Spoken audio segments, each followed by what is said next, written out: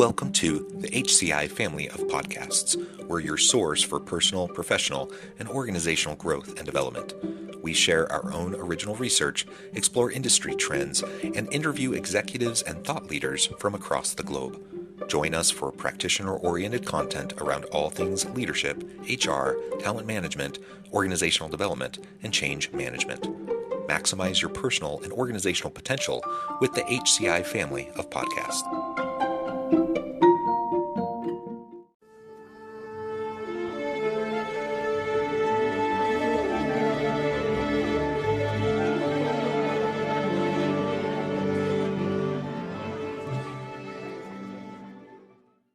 Thomas Gelmi, welcome to the conversation today. Thank you very much for having me, John. It's a pleasure to be with you. You were a guest a couple of years ago. It's great to have you back. You're joining us from Munich, and I'm south of Salt Lake City in Utah. Today, we're going to be talking about fostering a resilient environment within the workplace. As we get started, I wanted to share Thomas's bio with everybody. For more than 2 decades, Thomas Gelmi has been an executive coach facilitator, member of the Forbes Coaches Council, and sparring partner supporting leaders and teams in their development at various levels and in numerous industries. He focuses on developing personal and interpersonal competence in leadership, teamwork, and customer relations. For his practice, he draws on an extraordinary biography with exciting milestones. Besides his many years of professional experience in various management positions, he spent 7 years with Swiss Air, the former Swiss national airline, in the worldwide leadership and training of cabin crew and in contact with international customers at 30,000 feet. He experienced firsthand how important a high level of personal and interpersonal competence is for effective human interactions. Now, Thomas, I could keep going. You have so much in your background, but I want to pause there. Anything else you would like to highlight by way of your background or personal context before we dive on it? Yeah, maybe just one thing that I became aware of much later in my biography. I, for a long time, had the impression that I was a bit zigzagging through my professional path, right? I earned my first money cutting people's hair. Then I joined a circus for 2 years, toured around, did this and that, and some job hopping. And then I joined Swiss Air and finally found something where I could, contribute with who I am. Looking back, the red thread is very clear. It was always about people. And I was already having deep conversations and listening to stories while I was cutting people's hair. Very good. So the red thread is there. Yeah. Excellent.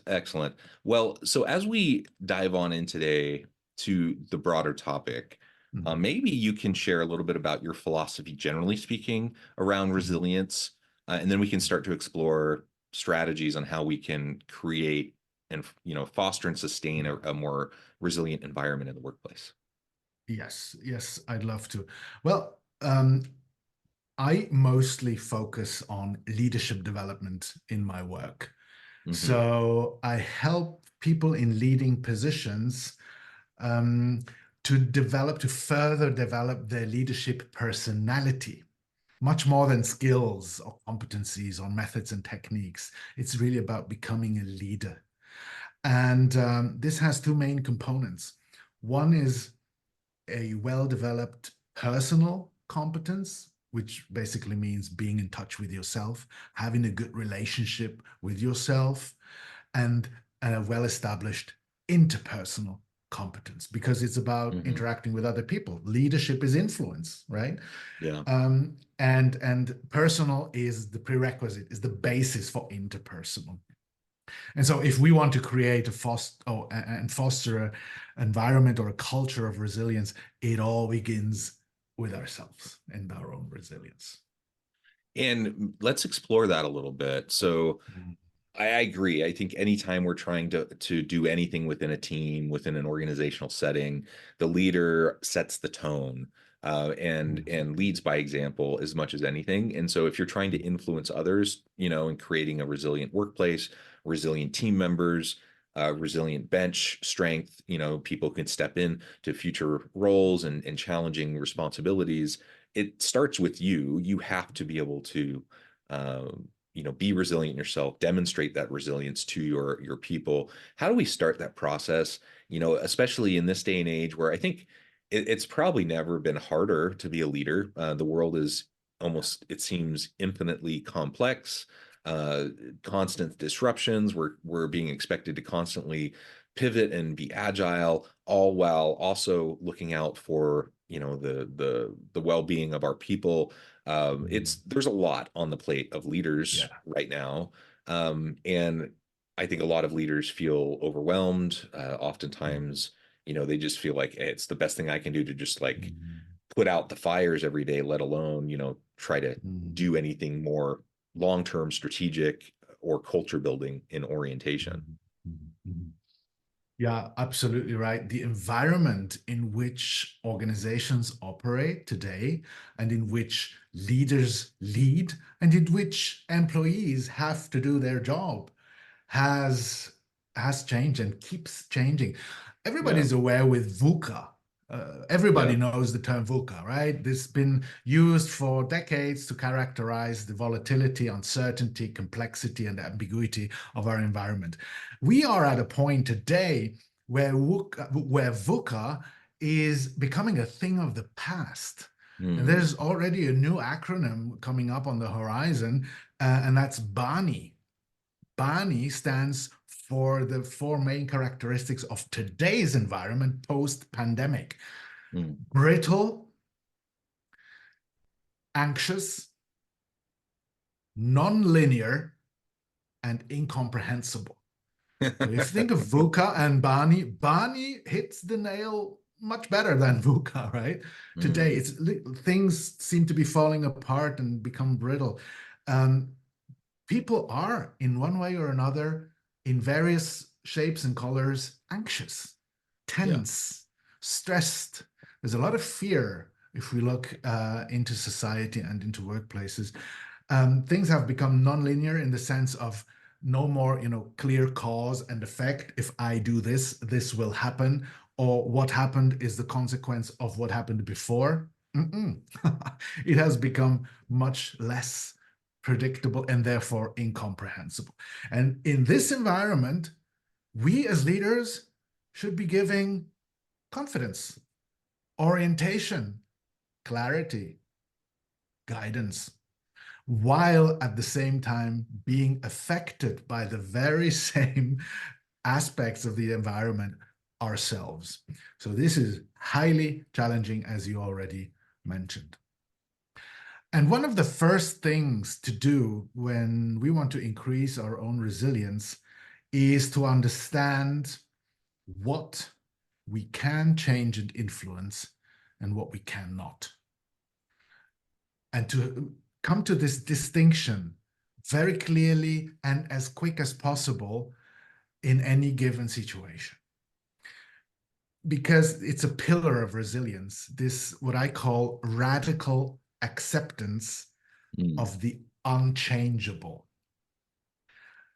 Because in any situation that we encounter, any conditions under which we operate or live, there are always aspects that are what they are, and we cannot change anything about them. We can not do anything about them.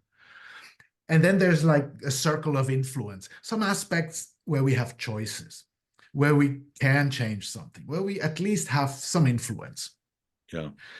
The thing is that often we are stuck in resistance against how things are. Well, we hear this often from employees, from people in organizations. It shouldn't be the way they are running it now. The decision shouldn't have been made like that. It's wrong. I would have done it differently. Well, yes, okay, you can vent for a moment. But ideally, if you're very resilient, you come to a point very quickly where you understand this has been decided, this is going to happen, this is the change that is going to be executed, and there's nothing we can change. So what is the only healthy and logical way of dealing with something we cannot change? Accept it. Accept it and let it go. Acceptance and letting go is the same side, or are two sides of the same coin. Only when I have fully accepted something, I can let it go. And letting go means I do not bother any longer. I don't keep thinking about it all the time. I let it go and I focus on something else, on the things that I can change and control. And this radical acceptance does not mean I agree. It does not mean I'm okay with it. I support it. Yeah. No, I can be against it, but still accept it because it already happens and it is what it is. That's one core element of resilience. Yeah. So I think that's a really important point. And it's one I struggle with, I'll admit, because, Yeah. I'm one, I always use the mantra, be soft on people, hard on systems. And so Yes. if something is problematic, if it's hurting people, whether intentional or not, I want to push for change of that thing. And a lot of times within organizations, there's policies, practices, procedures that for one reason or another damage or hurt people or exploit Oh people yeah. or in some way do harm, right? Oh yes. And on the one hand, I'm like, okay, it's outside of my sphere of influence. I can't cause change in this area. I just need to do what I can and move on and save my energy, for things I can influence. And on the Yeah. other hand, I hate that because I want to be able to Yeah. push and influence those things and bring about change that I think will make the organization more healthy. And I know a lot of people feel that way. That's Yes. that's a hard that's a hard tension, right? To Yes. deal with. And I think what you're highlighting here is an important distinction. Like in no way am I acknowledging, you know, pleasure or satisfaction with something that may be harming people in from my perspective, just because I've come to a level of acceptance that this is what it is. I can Yes. continue to strategize. I can continue to try to see how I can influence things in a positive way. But I also, it's not sustainable for me to run around, beating my head against a brick wall No. endlessly. And all I'm going to do is deplete myself and deplete those around me, and I'm not going to be able to drive any change anyways, right? So I think what you're suggesting, what I'm hearing is if we have that radical acceptance, it's not like burying our head in the sand. It's not pretending like everything's fine. It's not just deciding, okay, I guess if everyone else is doing it, I'm going to do it too, and now I'm complicit. But it's just recognizing spheres of influence, what I can and cannot control, and then leaning into what I can control, the influence that I do have, and being strategic about how I utilize my limited time, energy, mental bandwidth, etc. Absolutely. Because with this attitude and mindset, you free up capacity and energy Mm-hmm. that's important in those areas where you can actually do something.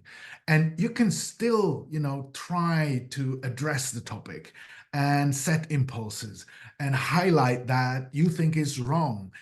But while you're doing that, you are in a state of acceptance of how it currently is Yeah, until something may eventually change. And that's a completely different energy.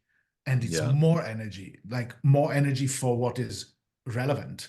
And as a leader, yes, especially when you're somewhere in a middle management position where you're always torn between or in a loyalty conflict between am I loyal towards my management and the policy mm-hmm, and the mm-hmm. strategy of the organization, or am I loyal to my team and my people, right? That can be a lot of tension. So especially there, it's a way can be to um, accept the things that have been decided or the strategy, even if I may only agree to a certain extent, maybe to 70, 80%, and 20% I disagree, I still fully commit to it and then support my people in handling it and dealing with it. These are the facts. This is the strategy. This is the decision that was made. Now, how are we going to deal with it? What are we going to do? What can we influence? How can we shape it and form it in such a way that it's okay for us and we can perform at our best within the given circumstances? Yeah, yeah, excellent. All right, so we can come to that radical acceptance.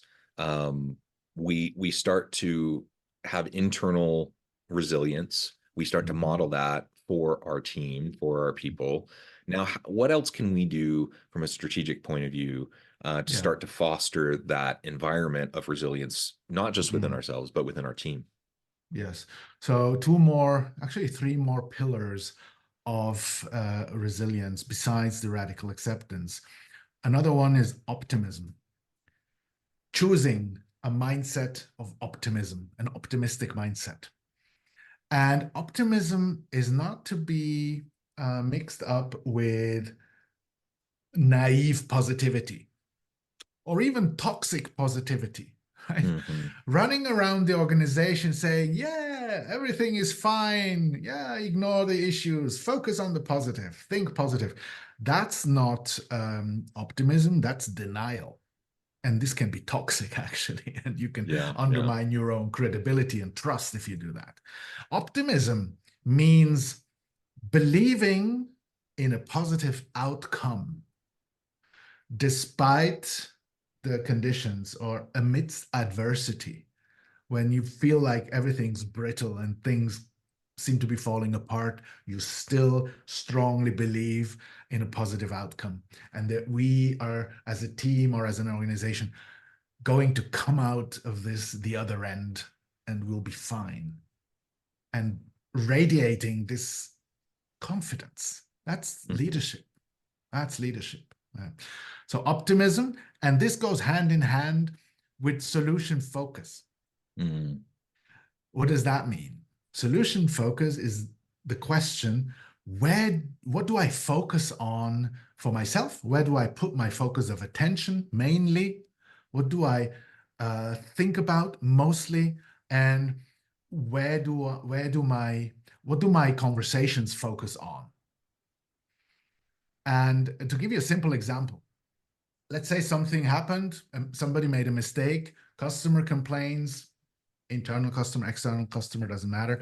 Now, of course, we have to have a meeting. Now, a problem-focused meeting will be based on questions like, why did this happen and who's responsible?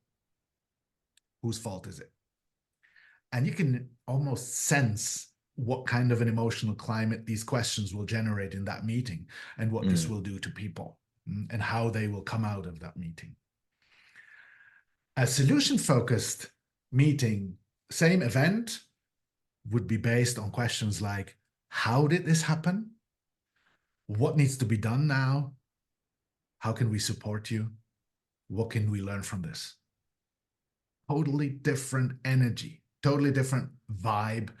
And people are going to come out that meeting in a totally different emotional state, which will be much more productive. And they will go and do what was agreed, right? And this depends, of course, on our own perception and what we focus on as leaders. Now, here comes the challenge. The challenge is called negative bias. And I'm sure you know what I mean. A negative bias is one of many, many biases we have in our thinking and in our perception. What it means is we tend to perceive anything negative that's potentially threatening to us much stronger and much bigger, and it has more weight, and we react more strongly to it than anything positive, anything that's going well. That's very human. It's not wrong. It's human. It's natural because it has to do with survival. It's very old, right? Yeah. However, if you are in this negative bias, problem-solving mode as a leader all the time, what do you see when you walk around the organization? Problems, issues, everything that's not the way it should be. And then what will you talk about with people? What will you give feedback about? About everything that's not working well. And that creates a certain atmosphere and climate. And I hear a lot from people, well, I only hear from my boss when something's wrong and something happened. When everything's going fine and well, I don't hear anything. And I usually tell them, well, look, that's no bad intention. That's just problem-solving mode. Yeah. Now, the good news is we can shift and expand our focus of attention so that we also see and perceive what's going well and what people do well and the little successes here and there and what we can be proud of, right? The thing is, we have to intentionally pay attention to it and make a decision to also notice and, try to see when someone does something well. It takes a conscious decision. And if we do that, I mean, the magic happens. If you start telling people the good things that you see in what they do and how they do things, first they will look at you and think, what happened? Until you, right? Did you take a course or something? Until they understand what you're doing and why this is so important, and help everybody else to also expand their focus of attention and not ignore all the good things that are happening. And the culture changes over time by one experience after the other, one conversation after the other. When I come out of conversation that I was nervous about with my boss, and I come out, we have discussed a difficult topic and an issue, and I feel good about how Yeah. it went. Wow, that's a completely different story. And this builds resilience, among other things. So again, it starts with ourselves. Yeah, yeah, I really like that. And again, it's it's not about putting your head in the sand. It's not about No. ignoring the challenges and trying to be proactive about addressing those issues that you see. I think any good Mhm. leader will spend a good amount of their time trying to address and resolve those sorts of issues. But you have to have a Absolutely. level of optimism.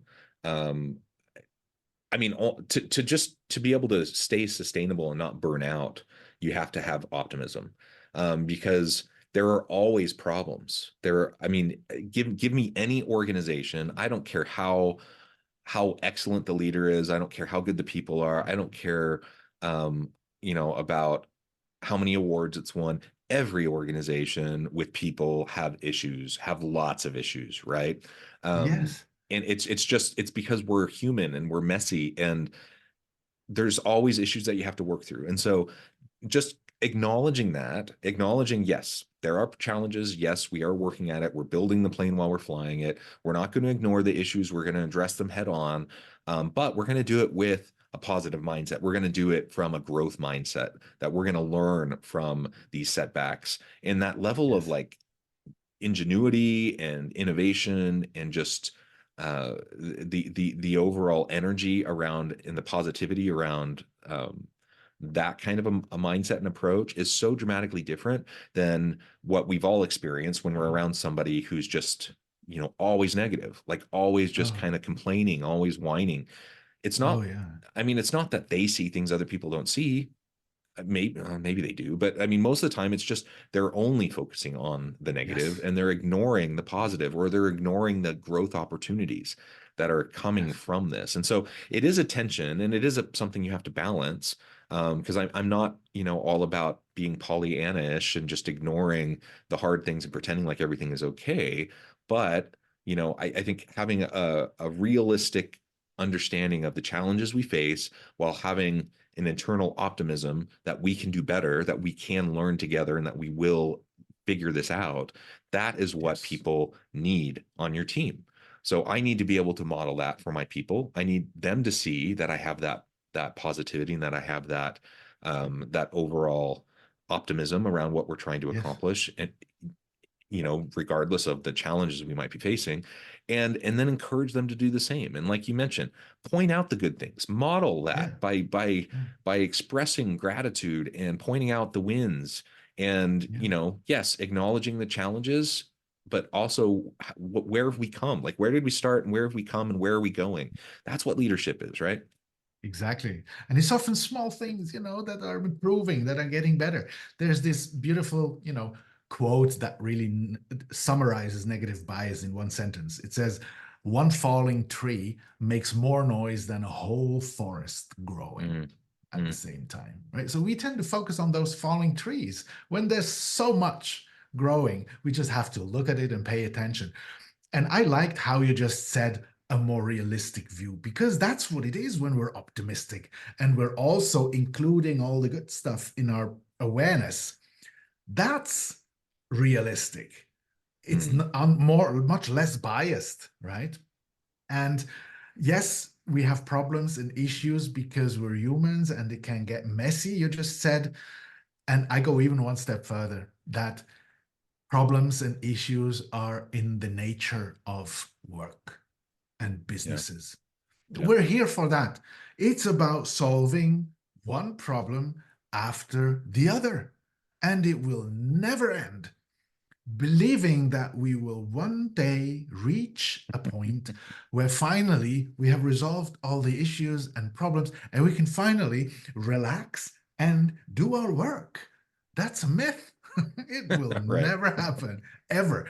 And just accepting this and understanding that life is difficult and work is difficult and there's one problem after the other. Accepting this radically can already, relax in a way because you're not expecting something else to happen.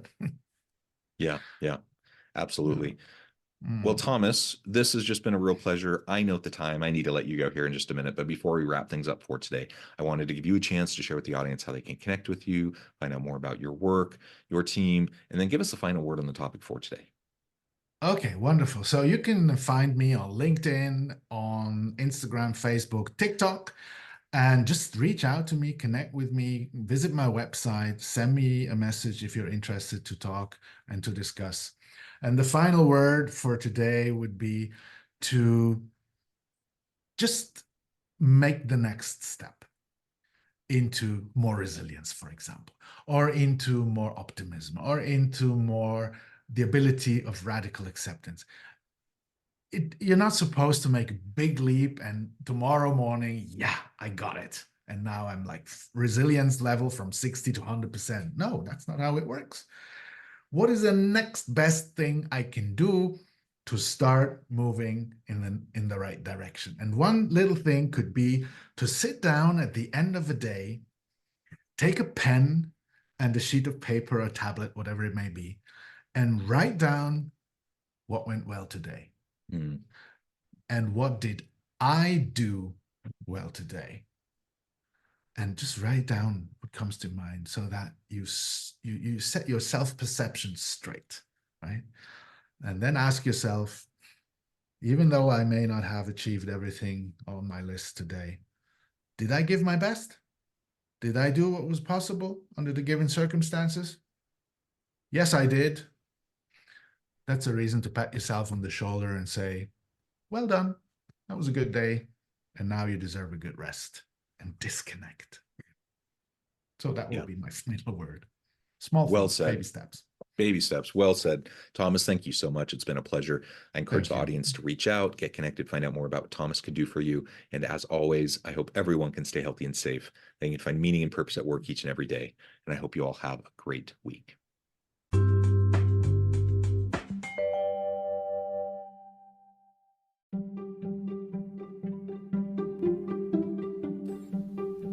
Thanks for joining us for this episode of the podcast.